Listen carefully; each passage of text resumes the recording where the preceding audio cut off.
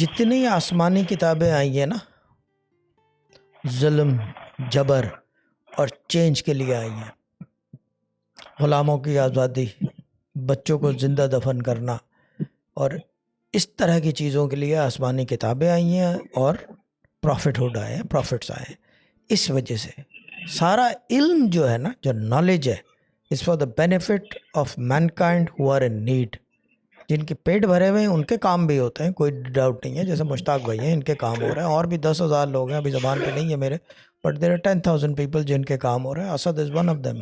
Prime example جو میرے ساتھ، یعنی کہ یہ کندھے کے ساتھ، یہ بھی نہیں کہہ سکتا کندھا جڑا ہوا ہے، وہ میرے کندھے پہ چڑھا ہوا ہے. پٹ اٹ دس وے، یا پٹ اٹ دس وے کہ میں اس کے کندھے پہ چڑھا ہوا ہوں.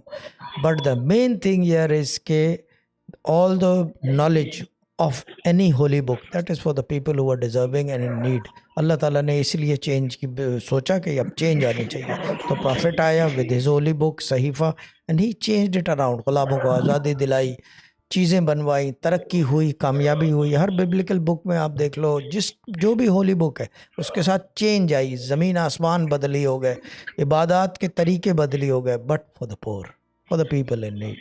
ٹھیک ہے نا. So this power is all for them. The knowledge of the Quran is all for them, from me basically. اور دوسروں کا میں نہیں